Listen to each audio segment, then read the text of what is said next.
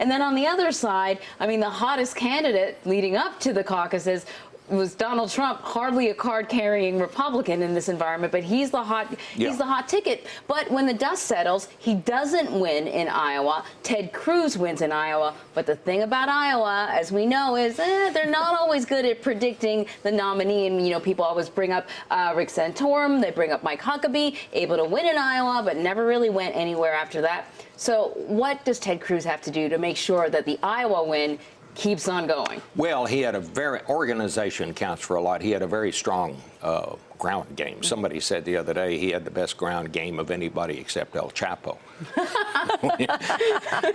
when you come down, but it still counts.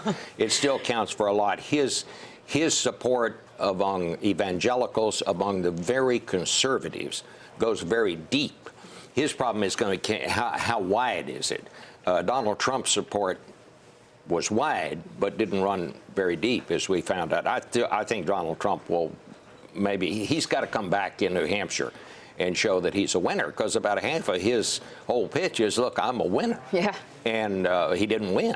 And when winners, if that's their main card and then they don't win, that's a problem. So I think Trump has a problem. But I'll tell you, I was at this dinner in Washington Saturday night. It's called the Alfalfa Club. It's one of those old Washington clubs, and this is the establishment of establishments. On Republican, it's a bipartisan thing, but Republicans and Democrats.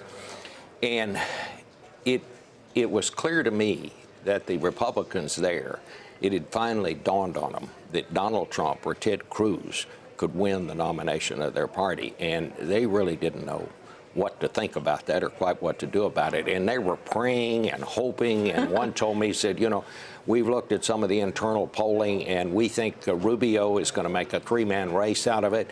And then this guy, as a senior official, said, we hope to God he does, because if he doesn't, where do we go from here? Right. I think you're going to see the establishment now begin to coalesce around Marco Rubio. Well, he had a big night, like you mentioned. So what does he have to do to keep that momentum going to succeed in New Hampshire? Well, I think you have to see what some of these other people who are in the race, are they going to stay in? Do they get out after New Hampshire?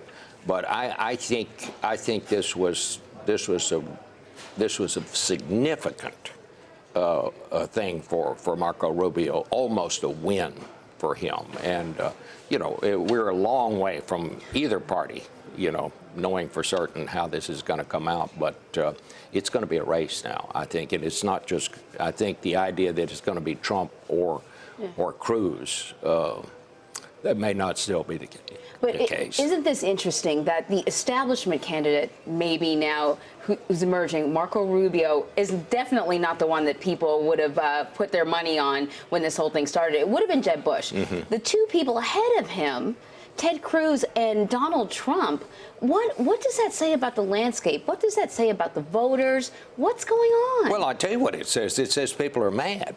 And they're frustrated, and they see a government that doesn't seem to work, and a Congress that can't seem to accomplish anything, and everywhere they turn, somebody is trying to gouge them. You know, whether it's the airlines or whether it's, you know, calling up to complain about your cable and you can't get anybody on the phone. People want some response, and they feel like they're complaining and so forth, and then nothing ever happens. And, you know, on one side, on the Republican side, they're frustrated with the government, and on the Democratic side, they seem to be frustrated about big business. Yeah. But there's a real anger out there. Going back to Rubio, one other thing that there hadn't been much talk about. By about 2-1, the Republicans who voted in Iowa last night said he was the most electable, and I think more so than Trump, more so than Cruz. So we'll see what the impact of that is going to be. But this was very significant, what happened last night. Big night. We could talk to you all day. Yeah. Well, thank you. Bob Schieffer, thanks so much for being here. Appreciate it. I loved it.